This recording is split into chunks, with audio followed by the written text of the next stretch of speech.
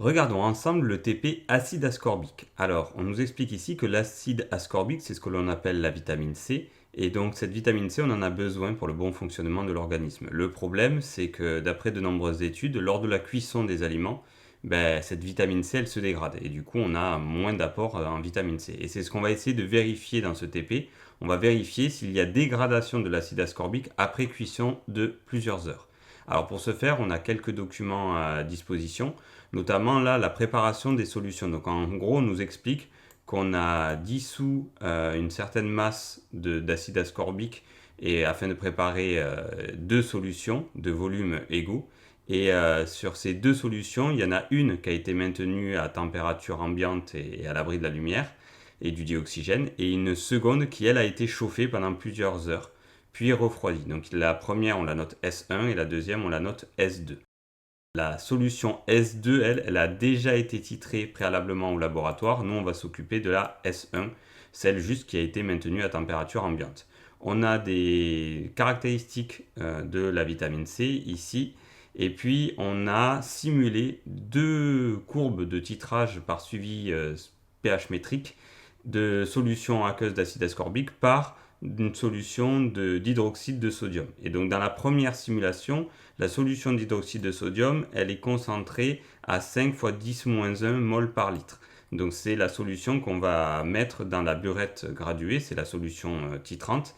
Et on observe par simulation cette courbe-là. Alors là, on voit déjà que le volume équivalent, il arrive très très vite, entre 1 et 2 millilitres.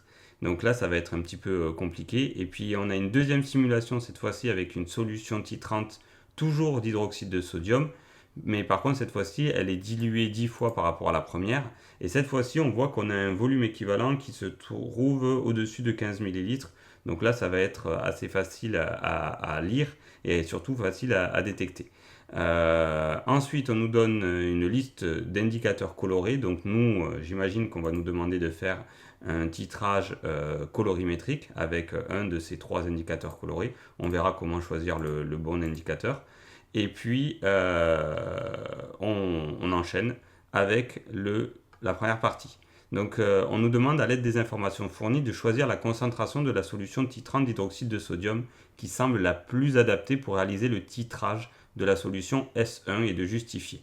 Donc là, on en a déjà parlé. Pour moi, c'est celle-ci qui va être utilisée. Donc c'est une solution à 5 fois 10-2 mol par litre parce que, comme on l'a déjà dit, le volume équivalent, il se situe après 15 millilitres et donc du coup on va pouvoir l'observer comme d'habitude parce qu'en général on fait entre 10 et 20 millilitres pour le volume équivalent parce que ça permet de commencer à verser un petit peu de solution titrante et regarder doucement les changements de couleur si on le fait par colorimétrie. Si on le fait par pH métrie, là c'est encore plus compliqué parce qu'il faut plein de points. Donc sur la simulation là on voit plein de points.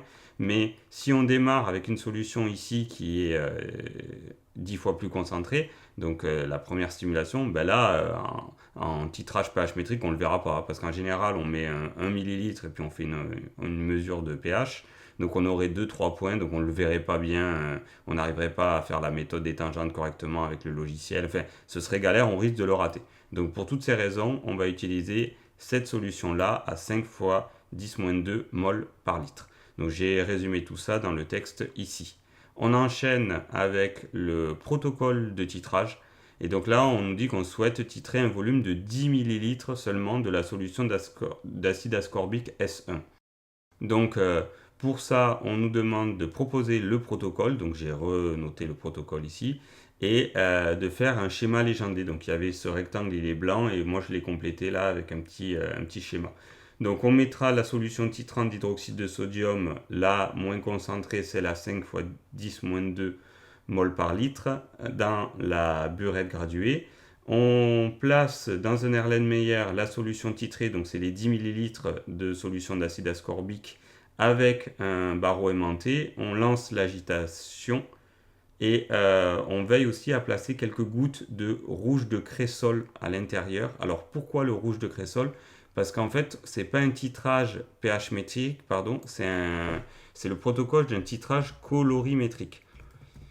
Alors au début, j'étais parti sur un titrage pH métrique, mais je m'aperçois que avec les questions qu'on nous pose après, on ne nous demande pas de tracer le graphique du pH en fonction du volume. Donc du coup, on va partir sur un titrage colorimétrique. J'ai pas la liste du matériel à disposition. Donc il y a deux méthodes. Soit on refait comme les simulations et on fait par titrage pH métrique, soit on fait par un titrage colorimétrique. Et je pense que le jour J, tu n'auras pas le matériel pour faire par pH métrie parce que c'est beaucoup plus long à faire et vu la longueur du TP, tu n'auras jamais le temps de tout faire. Donc je pense que c'est tout simplement un titrage colorimétrique et là il va falloir choisir le bon indicateur coloré. Donc pour le choix de l'indicateur coloré, là il y en avait trois. Pour moi, c'est le rouge de cresol qu'on va utiliser. Alors pourquoi? Parce qu'on voit ici sur la simulation que le volume équivalent, il se fait autour d'un pH qui se situe entre 6 et 10 en valeur. Et donc, si on regarde bien, là, on est un petit peu au-dessus de 7, et entre 7 et 8.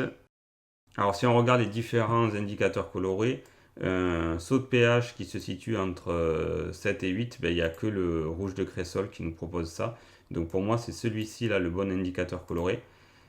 Hop, c'est le rouge de cresol et on va passer de la forme de la couleur jaune de la solution dans l'Erlenmeyer à un rouge violet. Et donc c'est quand le rouge violet il va persister qu'on va noter la valeur du volume équivalent et qu'on va arrêter de rajouter de la solution titrante d'hydroxyde de sodium. Donc voilà, j'explique ça dans tout le protocole et donc on passe à la suite. Donc là, ensuite, on nous demande de préparer la solution pour mettre en œuvre le protocole, la solution de solution titrante d'hydroxyde de sodium à partir d'une solution très concentrée à 1 mol par litre. Donc là, on nous demande de justifier. Donc pour la justification, on va utiliser le facteur de dilution pour calculer ensuite le volume de solution mère. Donc le facteur de dilution, c'est C mère sur C filles. On a la concentration de la solution mère, c'est 1 mol par litre, c'est noté ici. Et nous, on veut du 5 fois 10 moins 2 mol par litre. Donc on a un facteur de dilution qui est égal à 20. Et pour calculer le volume de la pipette, il suffit de faire V mère qui est égal à V fille sur F. Donc 100 ml divisé par 20. Et donc là, on obtient 5 ml. Alors moi, je suis parti de l'hypothèse que tu auras le jour J une fiole de 100 ml. Si bien sûr tu n'as pas une fiole de 100 ml, tu t'adaptes et donc tu changes les valeurs. Mais à mon avis, ce serait une fiole de 100 ml avec une pipette de 5 ml, ça marche plutôt bien. Parce que si tu prends une fiole de 50 ml, tu vas obtenir un volume de solution mère de 2,5 ml. Et des fois, trouver des pipettes jaugées de 2,5 ml, c'est pas toujours facile.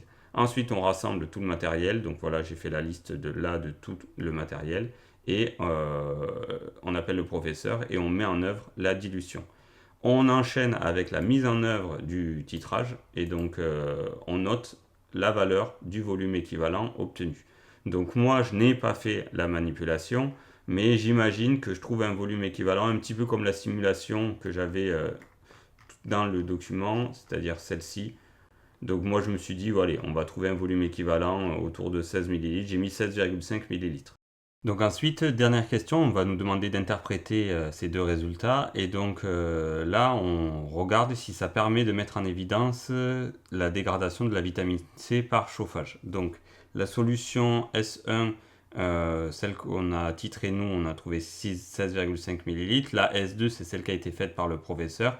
On a 12,2 ml. Donc un volume équivalent plus faible.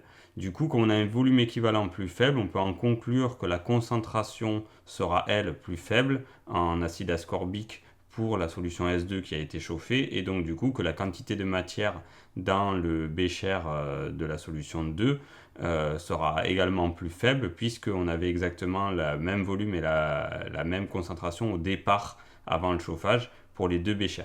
Donc là, j'ai fait la démonstration également par le calcul. Je ne sais pas ce que tu auras le temps de faire le jour J. Je ne sais pas non plus si ça suffit. On ne nous demande pas forcément, on nous demande juste de justifier la réponse. Donc pour moi, là, c'est une première justification. Mais si on veut détailler les calculs, on peut le faire en calculant directement la concentration d'acide ascorbique dans les deux solutions, puisqu'on a l'équation du titrage, elle est donnée un peu plus haut. Elle est donnée ici. Donc c'était juste là, voilà. Donc là, on l'a là, l'équation du titrage. Et du coup, on a les coefficients stoichiométriques à chaque fois qui sont égaux à 1. Donc on peut dire qu'à l'équivalence, donc c'est à l'équivalence seulement qu'on a ça. Donc je le rajoute. Donc à l'équivalence, les quantités de matière, d'acide ascorbique et d'hydroxyde de sodium qui ont été ajoutées sont égaux. Et donc du coup, on peut remplacer le N par C fois V pour chacun des cas. Et on va obtenir que la concentration en acide ascorbique, c'est tout simplement la concentration en hydroxyde de sodium fois le volume équivalent divisé par le volume d'acide ascorbique qu'on a mis au départ. Donc pour S2, j'ai fait le calcul. Puisque pour S2, tu auras exactement le même calcul que moi. 5 fois 10 moins 2, c'était la concentration en hydroxyde de sodium, fois 12,2 ml, divisé par 10 ml. Pas besoin de convertir en litres, puisque là, les millilitres, ça va s'annuler, et on aura la concentration en acide ascorbique avec la même unité que la concentration pour l'hydroxyde de sodium, c'est-à-dire en mol par litre. Et on trouve 6,1 fois 10 moins 2 mol par litre. Si tu refais le calcul avec 16 au lieu de 12,2, tu vas trouver une concentration supérieure et on retrouve bien ce qu'on disait. La concentration est plus importante pour la solution S1 que pour la solution S2. Et donc du coup, pour la solution S2, on comprend qu'il y a de l'acide ascorbique qui a été dégradé à cause du chauffage. Donc voilà, si on veut la démonstration complète, il faut faire les deux calculs. Je ne sais pas si tu auras tout le temps de le faire en 10 minutes, mais si tu as le temps, fais-le. Ça montre que tu as bien compris. Ensuite, on défait le montage, on range tout et normalement on sort avec le sourire parce qu'on a réussi. Si tu veux avoir accès à d'autres corrections, n'hésite pas à aller voir sur le site, on en a fait pas mal avec Damien. Et puis à bientôt.